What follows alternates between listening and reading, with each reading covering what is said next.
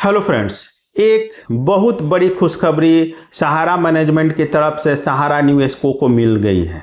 जी हाँ दोस्तों, यदि आपका रिफंड अभी तक नहीं आया था, आपने सहारा रिफंड पोर्टल पर अप्लाई किया है और आपको डिफिशियंसी का मैसेज आया है, तो अब सहारा मैनेजमेंट ने आपके डिफिशियंसी को दूर करने के लिए अपना कमर कस लिया। जी हाँ दोस्तों, एक बहुत बड़ा अपडेट है, बहुत बड़ी खुशखबरी है सहारा निवेशकों के लिए। काफ़ी दिनों के बाद सहारा मैनेजमेंट की तरफ से निवेशकों के हित में एक बड़ा फैसला लिया गया है। जी हाँ दोस्तों, सहारा मैनेजमेंट ने एक ऑफिशियल लेटर जारी किया है और इस लेटर के अनुसार बहुत ही जल्द, जी हाँ दोस्तों, बहुत ही जल्द आपका जो डिफिशियंसी आया है सहारा रिफंड पोर्टल के द्वारा, उस डिफिशियंसी को दूर किया जाएगा। क्या है इस लेटर में, किस प्रकार से आपके डिफिशियंसी को दूर करने के लिए सहारा मैनेजमेंट अब आगे आया है, पूरा हम लोग डिटेल से इस वीडियो में देखेंगे, जानेंगे। साथ ही साथ इस वीडियो में मैं आपको सहारा मैनेजमेंट का वो ऑफिशियल लेटर भी दिखाऊंगा कि उस लेटर में आखिर क्या ऐसा लिखा गया है कि आपको अब सहारा रिफंड पोर्टल से जितनी भी समस्याएं थी वो सारी समस्याएं लगभग अब दूर हो जाएगी। तो बहुत बड़ा अपडेट है। यदि आप हमारे चैनल पर नए हैं तो प्लीज़ चैनल को सब्सक्राइब करना ना भूलें। साथ ही साथ चूंकि यह बहुत बड़ा अपडेट है सहारा निवेशकों के लिए जिनका कि अभी तक रिफंड नहीं आया है, तो प्लीज़ वीडियो को अधिक से अधिक लाइक और शेयर करना ना भूलें ताकि अधिक से अधिक लोगों तक यह जानकारी पहुंचे।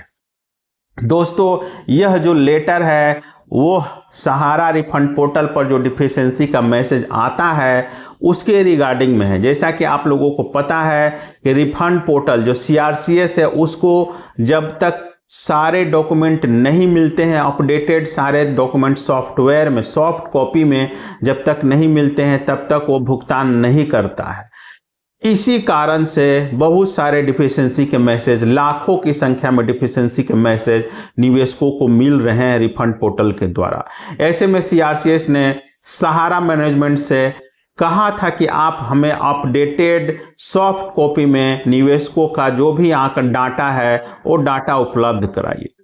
चूंकि आप लोगों को पता है कि सहारा बहुत बड़ी कंपनी, बहुत पुरानी कंपनी है और मैक्सिमम काम पहले हार्ड कॉपी में होते थे, कंप्यूटराइज नहीं हो पाता था। बहुत सारे ऐसे ब्रांचेस थे जहां कंप्यूटर की सुविधा नहीं थी, ऑफिशियली काम भी हार्ड कॉपी में होते थे।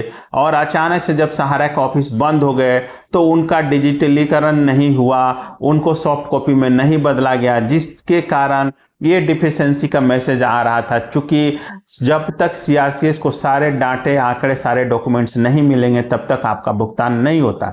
ऐसे में उसने सहारा से कहा था, CRCS ने, कि आप हमें सारा का सारे आंकड़े सॉफ्ट कॉपी में दे। और यह आंकड़ा आज से नहीं 2010 से मांगा गया है। जी हाँ दोस्तों, 2010 से लेकर 2025 तक के जितने भी आंकड़े हैं सभी आंकड़ों को CRCS ने सहारा से मांगा था। इसी के बाद सहारा मैनेजमेंट अब नींद से जागा है और उसने अपने सभी मंडल प्रमुखों को पत्र लिखकर यह आदेश जारी किया है कि 15 तारीख तक, जी हाँ दोस्तों, इस महीने की 15 तारीख तक 2010 से लेकर मई 2010 से लेकर दिसंबर 2024 तक के जितने भी आंकड़े हैं, चाहे वो मेंबरशिप हो, मास्टर फॉर्म हो या फिर जो भी वाउचर हो, उसको तत्काल, जो उपलब्ध नहीं कराया गया है हेड ऑफिस को, उसको तत्काल उपलब्ध कराया जाए। आप स्क्रीन पर लेटर देखिए, यह 7 मई का लेटर है जिसे AK श्रीवास्तव जी ने जारी किया है। इस लेटर के अनुसार जो लिखा गया है कि यह लेटर सभी मंडल प्रमुखों को प्रेषित किया गया है। इसमें साफ साफ लिखा है कि महोदय, अवगत कराना है कि आपके अधीनस्थ सेवा केंद्रों फ्रेंचाइजी कार्यालयों पर मई 2010 से दिसंबर 2024 तक के लंबित इनपुट प्रपत्रों, जिसमें मेंबरशिप है, मास्टर फॉर्म है और वाउचर है, जो अभी तक मुख्यालय पर रिसीव नहीं कराए गए हैं, उनका केंद्रवार विवरण इस पत्र के साथ आपको आपके समक्ष प्रेषित किया जा रहा है। प्रेषित किए जा रहे विवरण के अनुसार उपरोक्त इनपुट प्रपत्र अविलंब 5 से 7 दिनों की समयावधि में अनिवार्य रूप से मुख्यालय प्रेषित करने की व्यवस्था सुनिश्चित की जाए। तो आप देख रहे हैं कि किस प्रकार से जो डिफिशेंसी के मामले थे, सबसे ज़्यादा डिफिशेंसी के मामले हमारे मेंबरशिप को लेकर, मास्टर फॉर्म को लेकर था, साथ ही साथ डबल मेंबरशिप वाली जो समस्या थी, वो सारी समस्याएं अब दूर हो जाएगी। सहारा मैनेजमेंट मई 2010 से लेकर दिसंबर 2024 तक के जितने भी आंकड़े उसके पास नहीं थे, अब उसने अपने फ्रेंचाइजी या फिर जो भी उसके जोनल ऑफिस, ब्रांच ऑफिस, जहां भी आंकड़े हैं उन सभी को उसने मांगा है, जो कि उसके पास नहीं है। और यह लेटर 7 मई का है और उसने 5 से 7 दिन में सारे के सारे आंकड़े देने को कहा है। तो ऐसे में अगर हम 7 तारीख को भी जोड़ लेते हैं तो 15 मई तक लगभग सारे आंकड़े अब हेड ऑफिस को पहुंच जाएंगे और ऐसी स्थिति में बहुत ही जल्द हेड ऑफिस उन सभी आंकड़ों को सॉफ्ट कॉपी में तब्दील करके सीआरसीएस तक पहुंचाएगा। और जैसे ही सीआरसीएस को वो आंकड़े मिल जाते हैं, आपकी डिफिशियंसी सीआरसीएस धीरे धीरे दूर करेगा। तो ऐसे में जिन लोगों की यह समस्या से थी, डबल मेंबरशिप की या फिर स्कूटनी अंडर प्रोसेस की या फिर अंडर प्रोसेस वालों की, उन सब की समस्याएं अब बहुत जल्द दूर होने वाली है। जैसा कि आप लोगों को पता ही था कि 31 दिसंबर 2025 अभी तक जो खबर है उसके अनुसार 31 दिसंबर 2025 सहारा रिफंड पोर्टल सीआरसीएस पोर्टल का लास्ट डेट सुप्रीम कोर्ट ने तय किया है। हालांकि उम्मीद है कि बढ़ेगी तारीख, लेकिन फिलहाल अभी तक यह उम्मीद अभी तक तो नहीं बढ़ी है। अभी 6 महीना है। ऐसे में कहीं ना कहीं सीआरसीएस चाहता है कि अधिक से अधिक लोगों का भुगतान सुनिश्चित हो, डिफिशियंसी की समस्याएं दूर हो।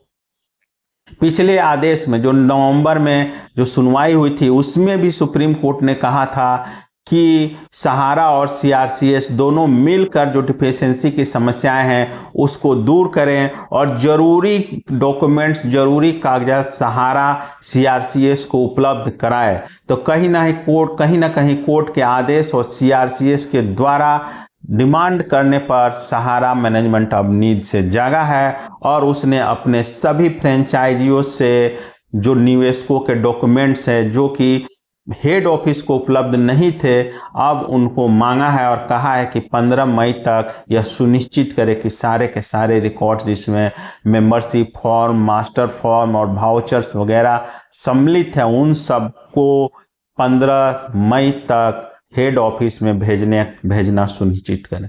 तो ऐसे में एक बहुत बड़ा अपडेट है, बहुत बड़ी खुशखबरी है उन लोगों के लिए जिनको कि डिफिशियंसी का मैसेज आया है रिफंड पोर्टल के द्वारा। उम्मीद की जानी चाहिए कि आने वाले दिनों में डिफिशियंसी अब हटेगी और लोगों को उनका भुगतान सुनिश्चित हो पाएगा। धन्यवाद दोस्तों।